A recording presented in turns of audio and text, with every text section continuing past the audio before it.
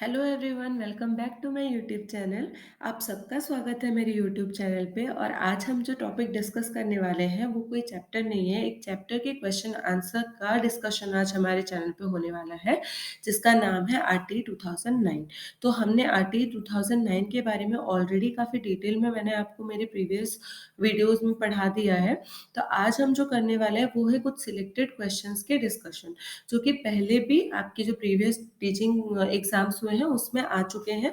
Total question है 40 आज जो हम डिस्कस करने वाले हैं। तो बिना किसी देरी के चलिए स्टार्ट कर लेते हैं। ठीक है। ओके, सो क्वेश्चन नंबर 1 है, in order to improve the learning of children admitted in the appropriate age classes and bring them to the level of their classmates, there is a provision of. तो बोलने का ये question का मतलब ये है कि अगर कोई बच्चा लेट में आता है और आप उसको स्कूल में एनरोल कराने के बाद एज अप्रोप्रिएट क्लास में ही भर्ती करवाते हो उसको, तो उसको अपने क्लासमेट्स के साथ ही कंफर्टेबल कराने के लिए या ये सेम लेवल पे लाने के लिए हम कौन सा प्रोविजन जो है वो आरटीई में बताया गया है। तो आपका जो ऑप्शन नंबर ए है उसमें कहा गया remedial teaching, option B special training, option C multigrade teaching, option D all of the above. तो सही आंसर आपका यहाँ पर हो जाएगा स्पेशल ट्रेनिंग। स्पेशल ट्रेनिंग दी जाती है बच्चों को ताकि एज अप्रोप्रिएट क्लास, मान लीजिए अभी फॉर एग्जांपल मैं एक बच्ची हूँ, ठीक है, और मैं मान लीजिए मैं बहुत लेट में स्कूल जाती हूँ, मेरा स्टैंडर्ड 8 है, अभी जो मेरा एज है मान लीजिए उस एज अप्रोप्रिएट क्लास में अगर मुझे डाला जाएगा तो मैं स्टैंडर्ड 8 में भर्ती होनी चाहिए। तो ऐसा तो नहीं है कि डायरेक्टली मुझे भर देंगे तो मुझे सारा कुछ आ जाएगा। तो उसके लिए क्या होता है, आपको जब क्लास में भरा जाएगा या एनरोल किया जाएगा उससे पहले, भर्ती होने से पहले आपको एक स्पेशल ट्रेनिंग दी जाएगी, जिसकी वजह से आप थोड़ा सा कोप अप कर पाओ उन पढ़ाई के साथ जो आपके क्लासमेट ऑलरेडी 1 2 3 4 5 6 7 8 तक पढ़ते आ रहे हैं। ठीक, तो इसीलिए special training is the correct answer. Okay, question number 2. In a SMC, the percentage of the actual parents will comprise at least. तो स्कूल मैनेजमेंट कमिटी जो आरटीई में कहा गया है उसमें पेरेंट्स की जो परसेंटेज है वो कितनी रहनी चाहिए बोलकर यहाँ पर हमें क्वेश्चन किया गया। Option A 50, option B 75, option C 85, option D none of the above. तो आरटीई 2009 के अकॉर्डिंग अगर हम याद करने की कोशिश करें जो हमने डिटेल में पढ़ा था, तो 50% जो है वो एसएमसी में मिनिमम आपका जो परसेंटेज है वो पेरेंट्स का रहना चाहिए। ठीक है। Question number 3. If a teacher is not professionally qualified, after how many years of RTE implementation will he have to possess the required qualification? तो अगर एक टीचर प्रोफेशनली क्वालिफाइड नहीं है अभी तक, तो आरटीई इम्प्लीमेंटेशन के बाद उसको कितना टाइम दिया गया था आरटीई के तहत कि वो अपना जो डिजायर्ड या जो भी उसका मतलब डिजायरेबल जो भी उसका जो आपका क्वालिफिकेशन होना चाहिए वो कंप्लीट करने के लिए उसको कितने साल मिलेंगे। ऑप्शन ए है 3 years, option B 2 years, option C 5 years, option D none of the above. तो आरटी 2009 ये कहता है कि अगर कोई टीचर ने वो सारी क्वालिफिकेशन नहीं ली है जो उसको एज अ टीचर लेना चाहिए, तो उसको आरटीई इम्प्लीमेंटेशन के बाद 5 साल दी जाएगी उसके वो रिक्वायर जो भी आपकी क्वालिफिकेशन है वो पूरा करने के लिए। तो option C is the correct answer. Question number 4. If the SMC of a school has 16 members, then the number of women members in the SMC will be. तो क्वेश्चन का मतलब ये है कि अगर एक एसएमसी में 16 मेंबर्स टोटल हैं, तो उनमें से महिलाएं यानी वुमेन मेंबर्स कितनी होनी चाहिए। तो आरटीई ये कहता है कि अगर कोई एसएमसी स्कूल में मैनेजमेंट कमेटी जो बनाई गई स्कूल के अंदर, तो उसमें 50% वुमेन का कोटा रहना चाहिए। तो अगर यहाँ पर देखिए जैसे नंबर में दे दिया गया है 16 मेंबर्स होने चाहिए, तो 16 का 50% कितना होगा, 8, है ना। तो option C 8 is the correct answer. Question number 5. Which of the following are the functions of SMC. तो एसएमसी के कौन कौन से, ये जो मैंने अभी आपको आपका ऑप्शंस दिया है इनमें से कौन कौन से एसएमसी के फंक्शंस हैं, यानी कि एसएमसी कौन कौन से कामों को इनमें से करता है। ऑप्शन ए बोला गया कि वो मॉनिटर करता है स्कूल की वर्किंग को, स्कूल में जो काम हो रहे हैं उसको मॉनिटर करता है एसएमसी। ऑप्शन बी बोला गया कि वो प्रिपेयर करता है और रिकमेंड करता है कि स्कूल के डेवलपमेंट के लिए क्या प्लान बनाए जाने चाहिए। उसके उसके बाद है ऑप्शन सी, वो मॉनिटर करता है कि ग्रांट्स जो आ रहे हैं स्कूल के नाम पर वो सही से यूटिलाइजेशन हो रहा है या नहीं, उन ग्रांट्स को अच्छे से यूज किया जा रहा है या नहीं। ठीक है, और ऑप्शन डी में बोला गया ऑल ऑफ द अबव। ठीक, तो देखिए ऑप्शन ए भी करेक्ट है, ऑप्शन बी भी करेक्ट है एंड ऑप्शन सी भी करेक्ट है। तो यहाँ पर जो सही ऑप्शन होगा वो होगा option number D, all of the above, क्योंकि वो तीनों जो हमने अभी ऊपर मेंशन किए वो सारे ही एसएमसी के फंक्शंस है। Question number 6, which statement is correct that no teacher will engage in taking private tuitions, inflicting corporal punishment on children, या option number C gender biased और social discrimination in the class, D all of the above. यहाँ पर आपसे पूछा गया है कि इन चारों ऑप्शन में से कौन सा स्टेटमेंट जो है वो सही है। एक टीचर को आरटी 2009 के अंडर कौन से कामों में एंगेज नहीं रहना चाहिए। देखिए पहला तो है वो प्राइवेट ट्यूशन नहीं ले सकता है, सेकंड है वो किसी भी बच्चे को कॉर्पोरल पनिशमेंट नहीं दे सकता क्योंकि कॉर्पोरल पनिशमेंट तो बैंड है। ठीक है, अब देखिए जेंडर बायस्ड मतलब लड़के लड़की में वो भेदभाव नहीं कर सकता, और सोशल डिस्क्रिमिनेशन मतलब अपर कास्ट और जो आपके मार्जिनलाइज्ड या माइनॉरिटी का कास्ट होते हैं या अनटचेबल्स कास्ट के होते हैं उनके बीच में वो डिस्क्रिमिनेशन नहीं कर सकता। ठीक है, तो ये तीनों ही सही है, तो इसीलिए यहाँ जो ऑप्शन जो आपका डी है ऑल ऑफ द अबव, ये यहाँ पर यही करेक्ट आपका आंसर हो जाएगा। Question number 7, if a primary school has a total enrolment of 98 students then how many teachers have to be provided by the government in that school. तो मान लीजिए एक प्राइमरी स्कूल है, ठीक है, 1 to 5 क्लास का मतलब स्कूल है वो, 1 to 5 क्लास तक उसमें है, और मान लीजिए वो जो प्राइमरी स्कूल है उसमें 98 स्टूडेंट एडमिशन ले चुके हैं, मतलब टोटल स्ट्रेंथ उस स्कूल का 98 स्टूडेंट्स हैं अभी। ठीक है, तो गवर्नमेंट कितने टीचर्स को वहां पर अपॉइंट करेगा बोलकर क्वेश्चन किया गया है। देखिए आरटी में हमने पढ़ा था कि अगर 30 बच्चे हैं तो 30:1 वन टीचर रहेगा, अगर 60 बच्चे हैं तो 2 टीचर रहेंगे, अगर 90 बच्चे हैं तो 3 टीचर रहेंगे, अगर 90 से 120 के बीच में बच्चे हैं तो 4 टीचर रहेंगे, अगर 120 से बढ़ के ज़्यादा बच्चे हैं तो आपका एक हेड टीचर रहेंगे और 4 टीचर रहेंगे। तो क्योंकि यहाँ पे 98 है मतलब 90 से 120 के बीच में यहाँ पर क्योंकि नंबर्स है, दैट्स व्हाई यहाँ पर करेक्ट आंसर आपका हो जाएगा option number B 4। Okay, now question number 8. For class 7, there has to be one teacher for every.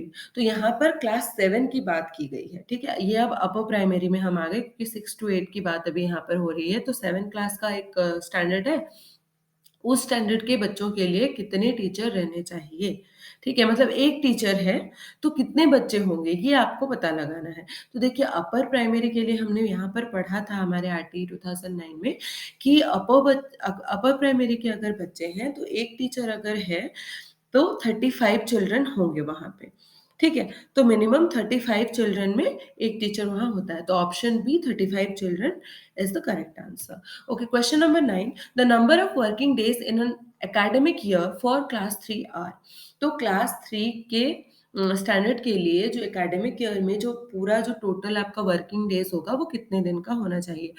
हमने आरटी में पढ़ा था 1 to 5 स्टैंडर्ड के जो बच्चे होते हैं वो स्टैंडर्ड के टीचर्स के लिए आपका जो एकेडमिक ईयर में जो वर्किंग डेज होता है वो 200 डेज होता है ना, और अपर प्राइमरी 6 to 8 के लिए होता है आपका 220 डेज। तो क्योंकि यहाँ पे क्लास 3 की बात की गई तो 1 to 5 के अंदर आता है, तो that's why option C is the correct answer 200 days. Okay, now question number 10, the number of instructional hours in an academic year for class 8 are। तो यहाँ पर इंस्ट्रक्शनल आवर्स की बात की गई है, कितने घंटे उनको एक साल में पढ़ाया जाना चाहिए अगर क्लास 8 के बच्चे हैं तो। ठीक है, तो क्लास 8 अपर प्राइमरी फिर से आ गया, तो हमने पढ़ा था 1 to 5 प्राइमरी के बच्चों के लिए आपका जो वर्किंग टोटल जो इंस्ट्रक्शनल आवर रहता है, पढ़ाई के जो टोटल घंटे होते हैं स्कूल में वो 800 आवर्स होते हैं। लेकिन जब 6 to 8 की बात आ जाती है तो वो हो जाता है अपर प्राइमरी, तो उसमें आपका 1000 आवर्स आ जाता है पर ईयर। तो यहाँ पर क्योंकि 8 क्लास के बच्चों की बात की गई है तो उनका इंस्ट्रक्शनल आवर्स जो है वो option number D is the correct 1000 hours. Okay, question number 11, as per age appropriate education a child of age 10 years who has never been to school is eligible for admission to dash class। तो मान लीजिए as appropriate education आप दे रहे हो और एक child पहले कभी स्कूल नहीं गया, वो डायरेक्टली उसको 10 ईयर हो रहा है, वो 10 ईयर में आकर डायरेक्टली स्कूल को जॉइन कर रहा है। तो as a as appropriate education के सपोर्टर अगर आप उसका आपका स्कूल वो फॉलो कर रहा है, तो आप उस 10 ईयर के बच्चे को कौन-सी क्लास में डालना चाहोगे या डालोगे या उसका एडमिशन करवाओगे? Option number A 1, B 3, C 5, D none of the above. तो क्योंकि 10 साल का बच्चा है, ऑब्वियसली 1 स्टैंडर्ड में तो जाएगा नहीं, 3 स्टैंडर्ड में भी नहीं जाएगा, तो option number C is the correct answer 5। Question number 12, the full form of the RTE act is, ये बहुत इजी है।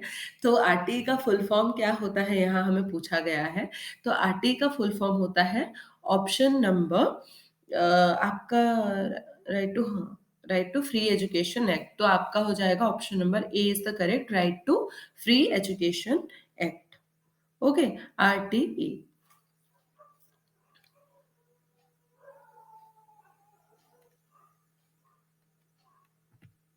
Next, question number 13. RT 2009 Act is based on which article of the Constitution of India? तो RT 2009 जो है वो हमारे Indian constitution का कौन से आर्टिकल पर बेस्ड है? ठीक है, देखिए ये थोड़ा ट्रिकी हो जाता है क्योंकि कौन से आर्टिकल पे अगर बेस्ड है पूछा जाएगा तो आर्टिकल 43 है, आर्टिकल 45 है, आर्टिकल 75 है, आर्टिकल 35 है। तो आप याद रखिएगा कि बेस्ड कौन से आर्टिकल पे है अगर पूछा जाए तो वो होगा article number 45। Okay, next question number 14, how many sections does the RTE 2009 act have? तो यहाँ पर क्वेश्चन का कहने का मतलब है कि आरटीई 2009 का जो एक्ट है उसमें टोटल कितने सेक्शंस हैं। मैंने आपको पढ़ाते समय ये बहुत क्लियरली बताया था कि आरटीई 2009 जो है उसमें आपके 7 चैप्टर्स थे और आपका टोटल जो एक्ट था वो था 38। तो option C 38 is the correct answer. Question number 15. The RTE Act has been extended to the whole of India except dash state. तो RTE Act पूरे भारत में लागू हो गया था सिर्फ एक स्टेट को छोड़कर, वो कौन सा है? तो question number sorry option number ए है तमिलनाडु, ऑप्शन नंबर बी है अरुणाचल प्रदेश, ऑप्शन नंबर सी है Jammu and Kashmir, option number D है नॉन ऑफ द अबव। तो मैं आपको याद दिला दूँ जब ये एनफोर्स हुआ था 1 अप्रैल 2010 में, तब आपका जो आर्टिकल 370 है, जो जम्मू एंड कश्मीर को बाकी सारे हमारे देश के स्टेट से, जो हमारे इंडिया के बाकी सारे स्टेट से अलग कर रहा था, तो वो तब लागू था, वो हटाया नहीं गया था तब। That's why Jammu and Kashmir को छोड़कर बाकी हर जगह पर आपका आरटीई लागू हो पाया था। तो आपका जो option number C is the correct answer. Question number 16, the duties of a teacher is are. तो एक टीचर की जो ड्यूटी होती है वो क्या होती है आरटी 2009 के according? Maintaining regularity and punctuality in attending school. Regularity और पंक्चुअलिटी वो मेंटेन करेगा स्कूल अटेंड करने के लिए। Conduct and complete the curriculum in time, वो सिलेबस और वो जो बाकी जो जो भी चीजें होती हैं स्कूल में उसको वो टाइमली कंप्लीट करेंगे। Assess the learning ability of each child, सारे बच्चों को वो अच्छे से परीक्षण करेंगे, उनकी क्या लर्निंग एबिलिटी है वो पता लगाएंगे। तो यहाँ पर तीनों ही सही है, तो all of the above, D option is the correct answer. Question number 17, as per the model rules an upper primary school should be located within dash kilometre from the habitation. तो यहाँ पर बोला गया कि जो आपका RT 2009 का जो एक्ट है उसमें जो प्रोविजन है उसके अकॉर्डिंग अपर प्राइमरी स्कूल अगर एक है तो उस उन बच्चों के लिए उनके घर से कितनी दूरी के अंदर एक स्कूल होना चाहिए, 1, 2, 3 या 4। अपर प्राइमरी मतलब यहाँ पर 6 टू 8 आ जाता है। ठीक है, तो उनके लिए सही आंसर जो होगा वो होगा ऑप्शन नंबर सी 3। 3 किलोमीटर्स के अंदर उनका स्कूल होना चाहिए, अपर प्राइमरी मतलब 6 to 8। Question number 18, as per the provisions of RTE, the nodal academic authority of the state will be। तो RTE एक्ट के तहत आपका जो मुख्य जो एकेडमिक अथॉरिटी है, ठीक है, स्टेट का, वो क्या है? मतलब आरटीई को इम्प्लीमेंट करने के लिए, उसको सुपरवाइज करने के लिए, वो अच्छे से लागू हो रहा है यानी कौन से आपके अथॉरिटी को स्टेट के लिए बनाया गया है। ठीक है, तो ऑप्शन ए है डीआईईटी, ऑप्शन बी है एससीईआरटी एसआईईआरटी, ऑप्शन सी है आरआईई, ऑप्शन डी है एनसीईआरटी। एनसीईआरटी तो बिल्कुल भी नहीं होगा, डीआईईटी डिस्ट्रिक्ट लेवल का हो गया, आरआईई और एससीईआरटी में से अगर हम देखें तो सही आंसर जो होगा वो होगा option number B SCERT. Question number 19, the full form of CCE is. तो सीसीई का फुल फॉर्म क्या है ये हमसे यहाँ पर पूछा गया है। ठीक है? तो सीसीए का जो फुल फॉर्म होता है वो होता है आपका कंटीन्यूअस एंड कॉम्प्रिहेंसिव इवैल्यूएशन। ठीक है? तो यहाँ पर कहाँ पे है वो ऑप्शन नंबर बी में कंटीन्यूअस एंड कॉम्प्रिहेंसिव इवैल्यूएशन। तो option number B is the correct answer. Question number 20, the minimum number of working hours per week for a teacher is. तो यहाँ पर हमें पूछा गया है कि एक टीचर के लिए वीकली वो कितने नंबर ऑफ वर्किंग आवर्स उसके होते हैं, मतलब उसके प्रिपरेशन आवर्स को ऐड करके। ठीक है? तो ए है आपका 50, बी 42, सी 45, डी 40। ओके, तो जो आपका सही आंसर होगा वो होगा सी। 45 आवर्स ही होते हैं प्राइमरी के लिए भी और अपर प्राइमरी के लिए भी। वीकली वो 45 आवर्स तक आपका जो उनका वर्किंग आवर है, उन्हें काम करना होता है। ठीक है? अब देखिए question number 21, under the RTE the child right protection body in the state will be. तो आरटीई के under child right protection body जो है स्टेट के लिए वो कौन सा होगा? ठीक, तो यहाँ पर देखिए option number B is the correct answer, SCPCR। और अगर नेशनल लेवल की बात करें, यहाँ पर अगर जो स्टेट है उस जगह पे अगर नेशनल होता तो हम NCPCR लिखते। ठीक, तो ये चीज का थोड़ा ध्यान रखिएगा। तो option number B is the correct answer. Question number 22, choose the correct one in accordance with the RTE, the curricular and evaluation process should. तो यहाँ पर बोला गया है कि करिकुलर और इवैल्यूएशन प्रोसेस को आरटी के अकॉर्डिंग आप यहाँ से छांट कर लिखिए कौन सा सही है। Make child free from fear, trauma and anxiety, be child centred and providing learning activities, the medium of instruction has to be in the mother tongue as far as possible. तो पहला तो बोला कि बच्चे को फियर, ट्रॉमा और anxiety से बिल्कुल दूर रखें। ठीक, फ्री रखें उसको। उसके बाद पढ़ाई जो हो वो लर्निंग एक्टिविटीज जो वो चाइल्ड सेंटर्ड होनी चाहिए। देन आपका मीडियम ऑफ इंस्ट्रक्शन, मतलब आप जिस भाषा में उसको पढ़ाओगे वो जो मीडियम होना चाहिए वो उसकी मातृभाषा होनी चाहिए। जिस लैंग्वेज में वो घर पे बात करता है, फ्री फील करता है जिस लैंग्वेज को यूज करके, उसी मीडियम में उसके साथ आप मीडियम ऑफ इंस्ट्रक्शन करके उसको पढ़ाओगे या सिखाओगे। ये बात यहाँ बोली गई है। तो D is the correct answer for this question. All of the above यहाँ पर हो जाएगा। Question number 23, according to the act children of which age group will be provided free and compulsory education. तो आरटी एक्ट के मुताबिक कितने से कितने वर्ष यानी कि आयु के बच्चों को फ्री एंड कंपल्सरी एजुकेशन देने की बात की गई है।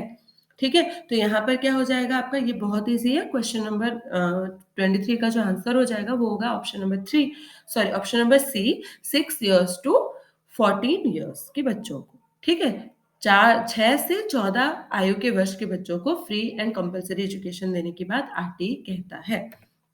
Question number 24, elementary education covers education from class dash to dash. तो एलिमेंटरी देखिए, आपका जो फर्स्ट टू जो फिफ्थ क्लास है उसको हम प्राइमरी बोलते हैं। 6 टू जो 8 क्लास है उसको हम अपर प्राइमरी बोलते हैं। लेकिन अगर 1 to 8 को अगर हम कंबाइंड ले लें तो उसको हम एलिमेंटरी बोलते हैं। ठीक, तो यहाँ पर एलिमेंटरी एजुकेशन कितने से कितने स्टैंडर्ड को कवर करता है बोल के आपके क्वेश्चन में पूछा गया है। तो उसका सही आंसर हो जाएगा option number C, 1 to 8 standard. अब देखिए question number 25, as per the act private and specified category schools shall admit dash percent children belonging to weaker section and disadvantage group in class 1। तो question बोल रहा है कि class 1 में RTE के according private और जो स्पेसिफाइड कैटेगरी स्कूल होते हैं वहां पर कितने परसेंट बच्चों को आपका रिजर्वेशन मिलना चाहिए और उनका एडमिशन होना चाहिए, जो वेकर सेक्शन के बच्चे हैं और डिसएडवांटेज्ड ग्रुप के बच्चे हैं उनको क्लास 1 में। तो उनके लिए है 20%, 30%, 40 और 25।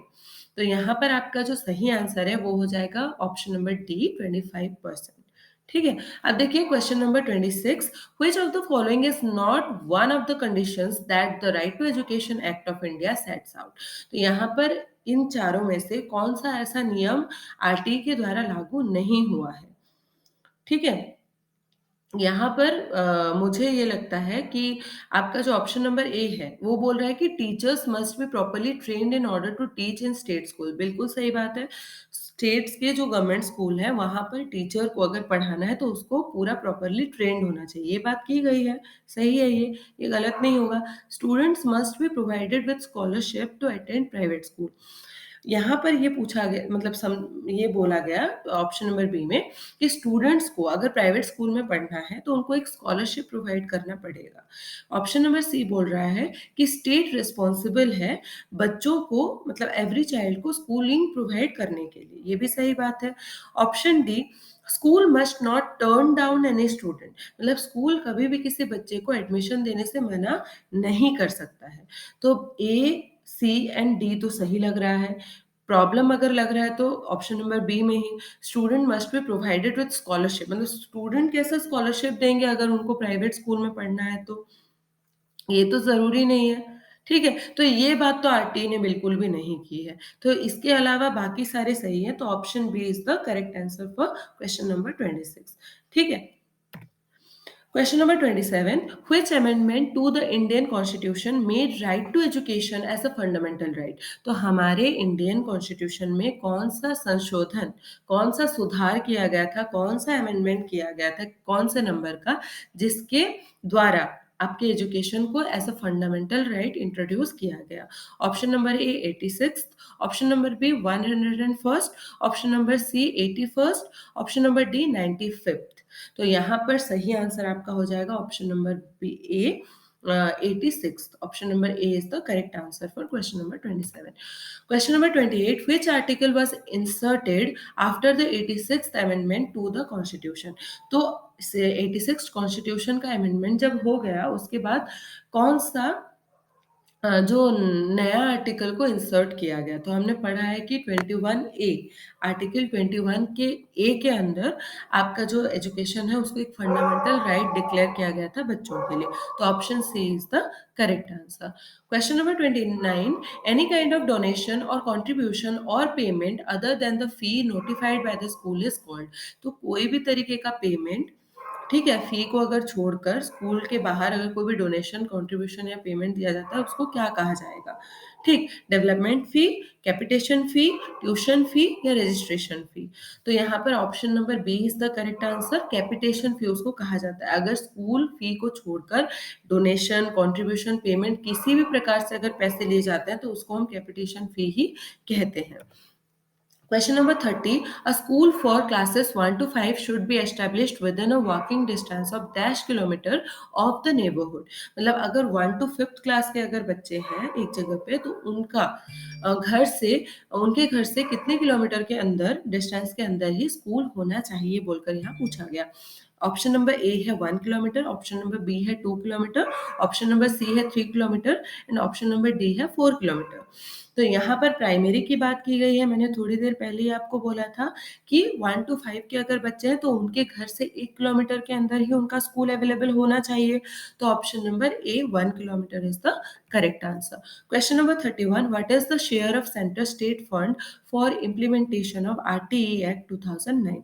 तो आरटीई एक्ट को लागू करने के लिए सेंटर यानी केंद्र सरकार और आपका जो स्टेट, राज्य सरकार है, उनके बीच में क्या मतलब शेयर होना चाहिए, फाइनेंशियल जो वो लेंगे, आपका जो रिस्पॉन्सिबिलिटी वो शेयर क्या होना चाहिए, उसका प्रोपोर्शन 50:50, 60:40, 65:35 या 68:32? तो करेक्ट आंसर हो जाएगा ऑप्शन नंबर सी 65:35। तो सेंटर लेगा 65% का जिम्मेदारी और आपका स्टेट लेगा 35% का जिम्मेदारी। Question number 32.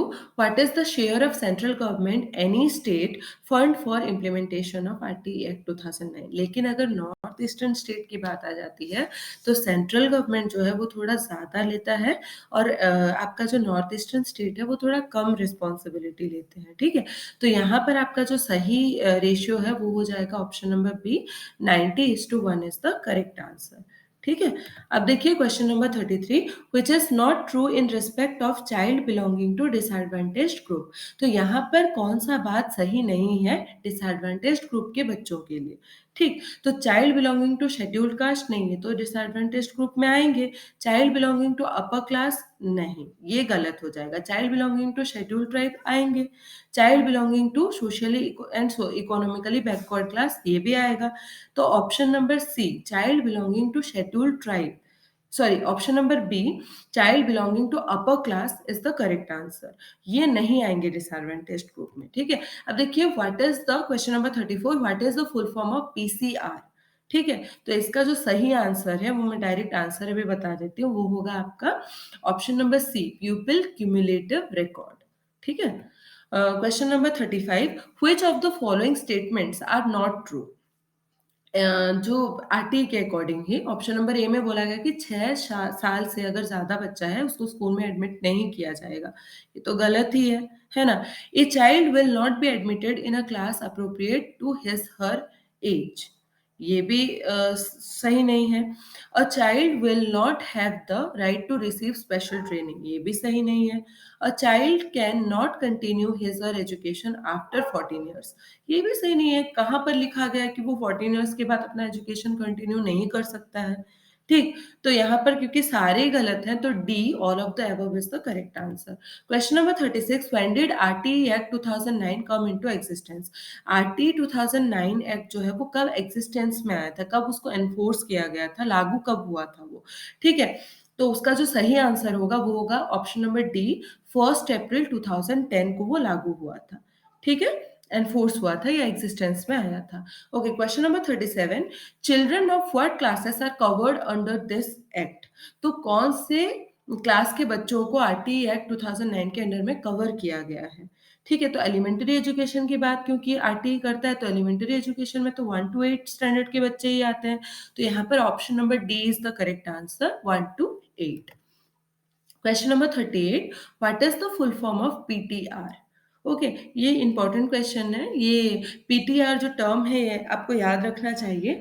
इसका सही आंसर जो होगा वो हो जाएगा आपका option number B, pupil teacher ratio, PTR. Okay, now question number 39. What is the age of the children with special needs under this act who are provided free and compulsory education?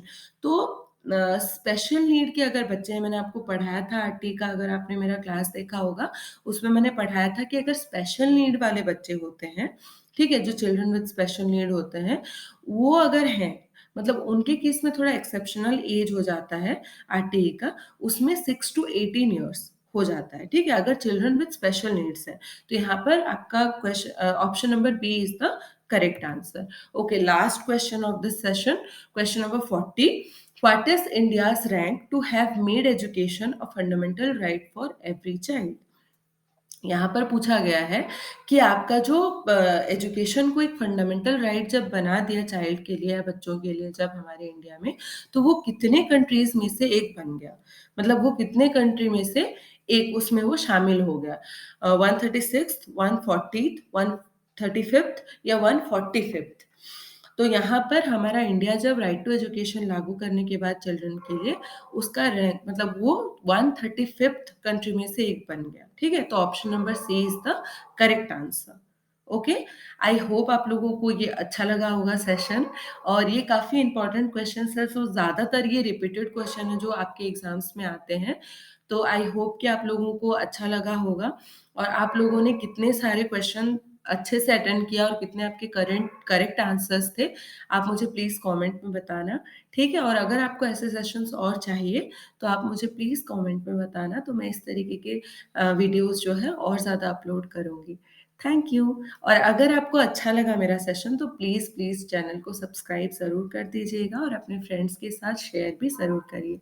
ठीक है, okay, तो मिलते हैं हम लोग next class में। Bye, take care.